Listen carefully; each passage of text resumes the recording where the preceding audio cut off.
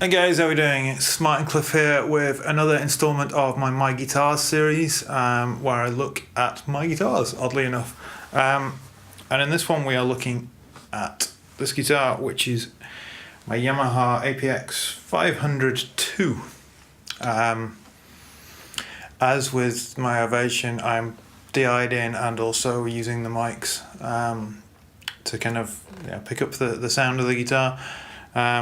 This was the first guitar I bought in Hong Kong a couple of weeks, I think it was like 3 weeks or so after we moved here. We were still waiting for our shipment, that took about 7 weeks to arrive, and I just needed to play.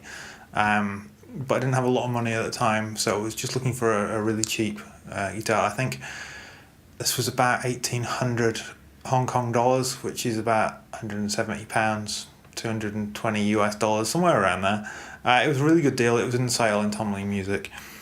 It's, as I say, it's the 502 series of APXs. That's been superseded by the 503, and I am looking at getting one of them at some point.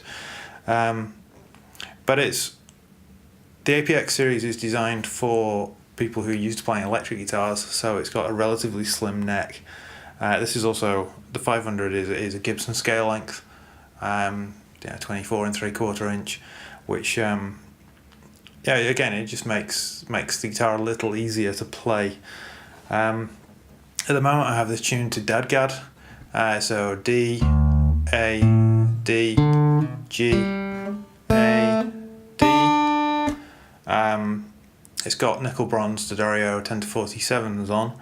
I use this guitar primarily in two tunings other than standard Dadgad, and then C, G, D, G, B, E, I think.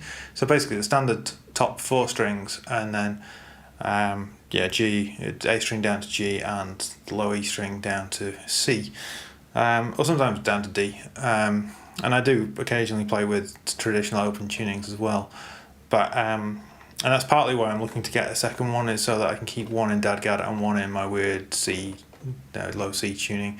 I'll probably stick 11s on one. Actually, what would make sense would be to split the sets. So stick the high strings from an 11 set on this, on the Dadgad tuning, because they're tuned down a tone. But then stick the 52 and whatever the A string is from the 11 set on the other guitar, to try and even out the tension, because they're tuned lower than the D and the A. They're tuned to C and G. So that's kind of the philosophy behind that. It's a slim bodied, it's a nice looking, nice playing guitar. I've played it quite a bit. I have done the unusual thing of putting hip-shot locking tuners with the universal mounting plate on the back of the guitar. Again, I just like locking tuners. It makes string changing a lot easier.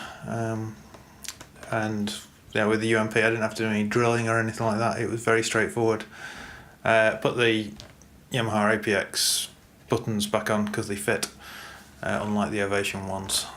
So that was good.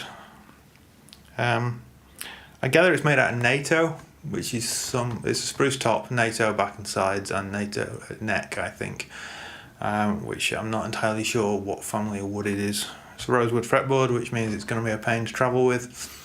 But obviously I bought it before any of that site stuff came in. It just works. So I'm going to keep this short because there's not really any sound clips that I can do. I tend to play acoustic with the Black Ice Medium, which is the 0.80mm rather than the 1.1 that I use for electric, just because it's for strumming and stuff. Occasionally I've even got the light ones, the 55, so I use that if I'm just doing a really strummy pattern. But for picking, if I'm not using my fingers, that's the pick I will use. And as I say, it just works. It's cheap acoustic that sounds good, both plugged in and acoustically, which is what I want. It's not very loud, which again has its uses. Till next time, take care.